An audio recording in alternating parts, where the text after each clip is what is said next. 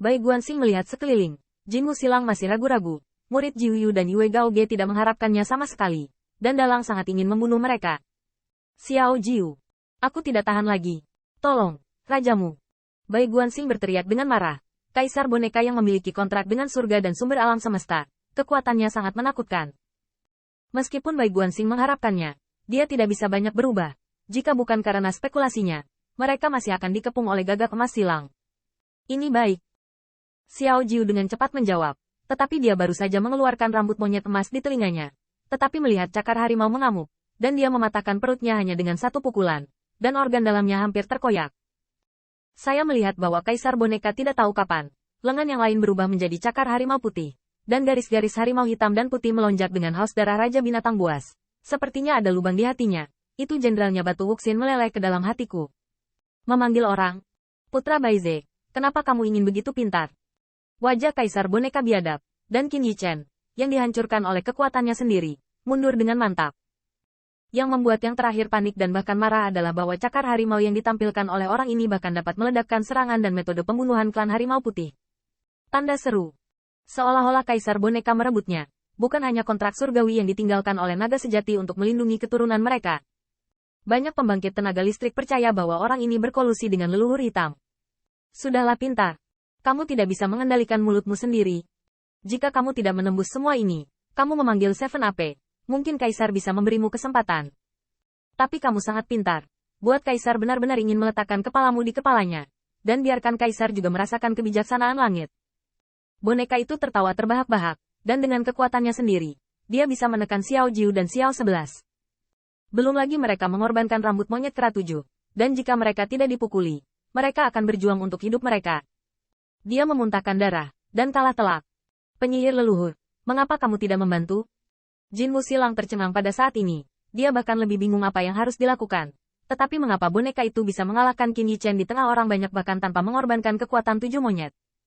Sepertinya itu karena saat Su Jiuyin dan Zurong saling memandang, mereka semua melarikan diri bersama, membiarkan kaisar boneka menghancurkan Qin Yichen dengan seluruh kekuatannya. Su Jiuyin berdiri di samping Jinmu Silang, matanya menusuk seperti api, dan semangatnya melonjak. Yang mulia, apakah menurut Anda kami benar-benar ingin membantu? Atau, apakah kamu benar-benar berharap Yuan Qi akan mengambil tindakan dan mungkin untuk menyelamatkan Putra Baize?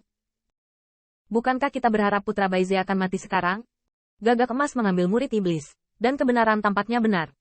Selain itu, dia sebenarnya tidak memiliki kualifikasi untuk memesan 2 penyihir leluhur.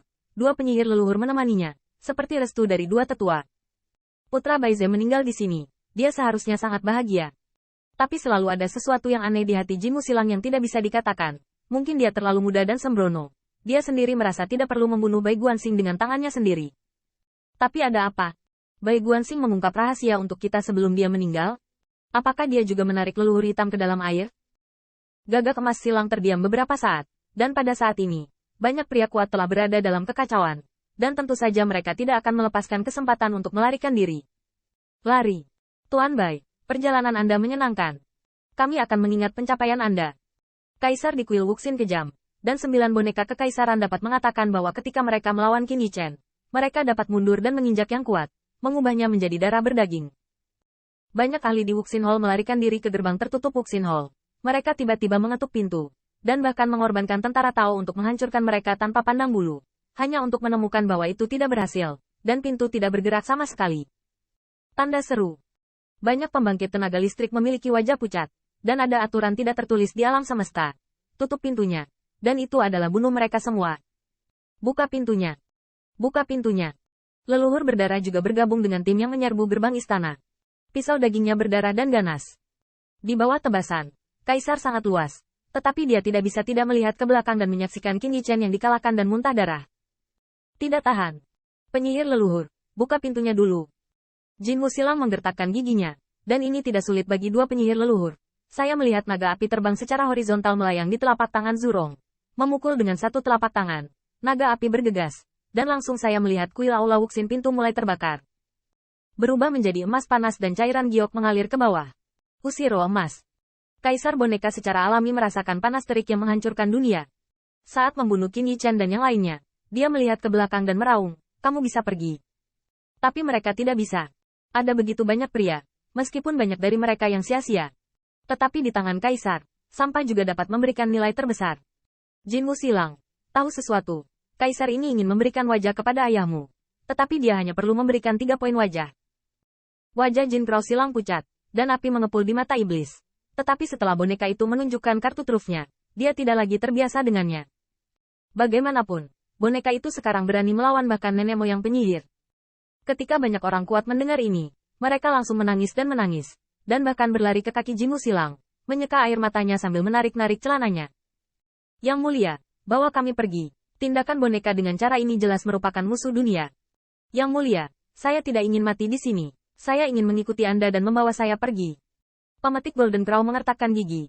Orang-orang ini, yang ditangkap oleh Kaisar Boneka, jatuh ke tangan Kaisar Boneka, dan mereka harus berubah menjadi berbagai boneka. Jumlah besar orang kuat ini, bahkan jika mereka dijual sebagai budak, bukanlah jumlah yang kecil. Jika dia menyelamatkan, itu tampaknya bertentangan dengan boneka. Pada saat itu, boneka itu menggertakkan giginya, dan dia memiliki rasa malu yang tidak dapat dijelaskan. Beberapa saat yang lalu, dia mengancam akan menyelesaikan putra Baize terlebih dahulu, dan kemudian membunuh boneka itu. Tapi sekarang setelah boneka itu bisa melepaskannya, tampaknya sudah cukup memberikan wajah. Dan jika Bai Guanxing tidak menusuknya, dia hanya akan jatuh ke dalam perangkap boneka itu. Pada saat ini, 2 penyihir leluhur sudah berdiri, dan kekuatan kuil Wuxin yang dapat menghancurkan dunia semuanya jatuh pada Qin Yichen. Kekuatan tempur Bai Guanxing yang sebenarnya sangat kuat. Bahkan jika dia adalah seorang kaisar, dia bisa melawan 3 boneka kekaisaran di bawah senjata kekaisaran Bihai. Bahkan Bai Guanxing terus-menerus melonjak dengan es, dan gelombang marah membeku menjadi gelombang es. Dan dia bisa, jangan menunggu es menembus. Segel di dalam boneka. Namun, boneka itu tidak akan memberi mereka kesempatan ini sama sekali. Ketika batu tak berperasaan di hatinya bergetar, kekuatan yang cemerlang, agung dan menakutkan menyapu. Dan embun beku yang dipadatkan oleh Bai Guanxing hancur. Anak Baize, Kaisar benar-benar penasaran. Kamu bisa melawan, tapi kenapa kamu terlalu banyak bicara? Tanda seru. Kaisar boneka berdiri dengan bangga di langit. Dia menginjaknya dan berubah menjadi kaki basal seperti pilar raksasa. Menyulitkan iblis Yue Kong untuk mendukung. Dan tubuh Kaisar bergetar di bawah kaki basal ini.